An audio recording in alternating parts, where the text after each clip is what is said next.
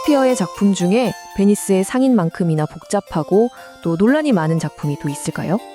겉보기엔 로맨틱 코미디 같은데 한꺼풀만 벗겨보면 그 안에는 정의와 편견, 자비와 복수 같은 아주 어둡고 묵직한 질문들이 막 소용돌이치고 있거든요. 자, 그래서 오늘은 이 작품을 제대로 한번 파헤쳐 볼까 합니다. 서로 전혀 다른 두 세계에서 시작해서 그 안에 사는 인물들의 욕망을 들여다보고 결국 모든 게 폭발하는 재판정까지 함께 가보는 거죠. 이 여정의 끝에서 이 작품이 우리에게 던지는 아주 날카로운 질문들을 마주하게 될 겁니다. 베니스의 상인을 제대로 이해하려면요. 먼저 이 무대 위에 세워진 두 개의 전혀 다른 세계를 알아야 합니다. 이 두 공간의 충돌이 바로 모든 갈등의 진짜 시작점이거든요. 이 작품의 심장은 두 개의 다른 장소에서 동시에 뛰고 있어요. 한쪽은 돈과 법, 계약이 모든 걸 지배하는 아주 냉혹한 현실의 도시 베니스. 그리고 다른 한쪽은 사랑과 운명, 수수께끼가 모든 것을 결정하는 동화 같은 공간, 벨몬트입니다.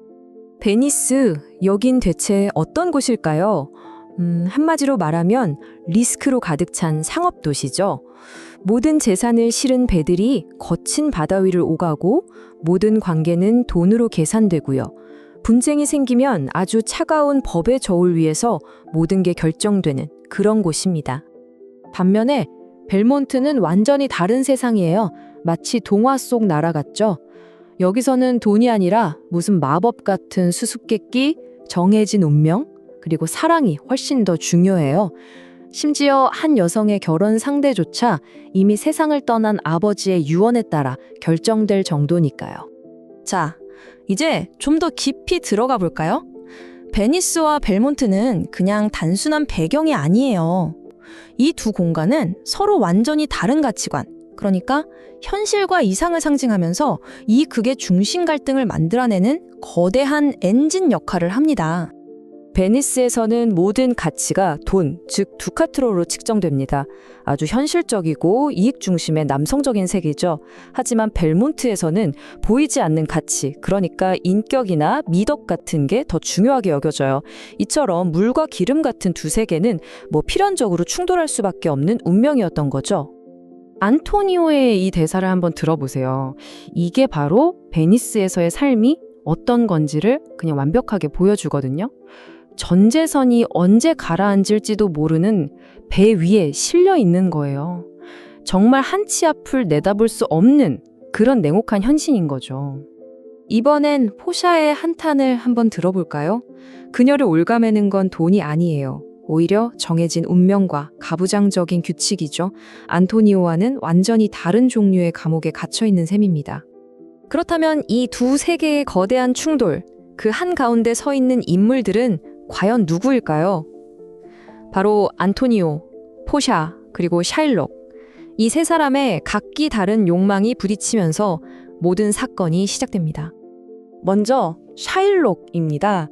그는 자신을 짓누르는 이 사회의 깊은 편견에 맞서서 그냥 인간으로서 존중받고 싶었던 거예요. 정의를 갈망했죠. 하지만 비극은 정의를 향한 그의 외침이 점차 아주 섬뜩한 복수심으로 뒤틀려 버렸다는 겁니다. 이 유명한 대사는 정말 소름 돋을 만큼 이중적이에요.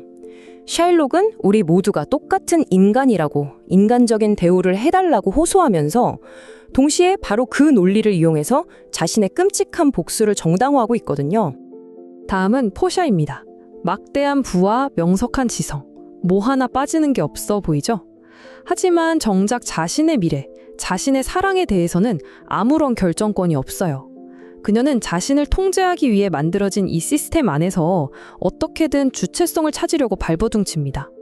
마지막으로 안토니오입니다. 그는 친구 바사니오를 향한 거의 우울증에 가까울 정도의 깊은 헌신 때문에 결국 자신의 목숨을 담보로 한 아주 무모하고 위험한 계약서에 서명을 하고 맙니다. 자, 이제 이 세 인물의 각기 다른 욕망이 어떻게 하나의 끔찍한 계약서 위에서 충돌하게 되는지 이 희곡의 가장 중심 줄거리를 한번 따라가 보겠습니다. 사건은 아주 간단하게 시작돼요. 친구를 돕기 위한 대출 하나가 살점을 요구하는 끔찍한 계약으로 이어지죠. 그런데 설마 했던 일이 실제로 벌어집니다. 안토니오의 배가 모두 파산하고 모든 희망이 사라졌을 때 마침내 운명의 법정 싸움이 시작되는 거죠. 바로 이 부분이 재판의 결정적인 전환점입니다. 정말 기가 막히죠? 폴샤는 법을 어기는 게 아니라 법 조항을 극단적으로 아주 문자 그대로 해석해서 샤일록의 발목을 잡아버려요. 그야말로 눈부신 지성의 승리라고 할 수 있죠. 자, 이렇게 안토니오가 구원받는 순간 이야기는 끝난 것처럼 보입니다. 하지만 사실은 그렇지 않아요.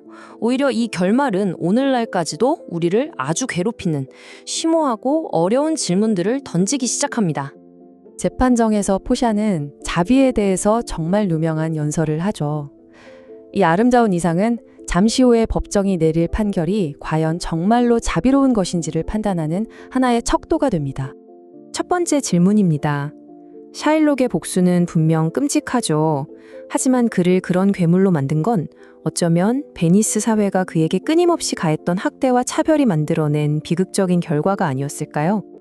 혹은 이렇게 볼 수도 있겠죠. 아니 아무리 그래도 그렇지 원금의 몇 배나 되는 돈을 준다는데도 마다하고 굳이 사람의 살점을 원했다? 이건 그의 동기가 순수한 악에 정말 피에 굶주린 복수심이라는 증거 아닐까요? 판결의 결과는 더 큰 질문을 남깁니다. 샤일록은 그냥 재판에서 진 게 아니에요. 재산을 전부 몰수당하고 심지어 강제로 개종까지 당하죠. 이게 과연 포셔가 말한 그 자비로운 결말일까요? 아니면 그냥 주류 사회가 법의 이름으로 이방인을 완전히 파멸시켜버린 또 다른 폭력일까요? 결국 베니스의 상인은 우리 모두에게 이 하나의 질문을 던집니다. 정의와 복수를 가르는 그 아주 희미한 선은 과연 어디에 있는 걸까? 이 질문에 결코 쉬운 답을 주지 않기 때문에 이 작품이 400년이 지난 지금도 우리의 마음을 이렇게 뒤흔드는 것이겠죠. 시청해주셔서 감사합니다. 구독과 좋아요 부탁드리고 다음 영상에서 만나요.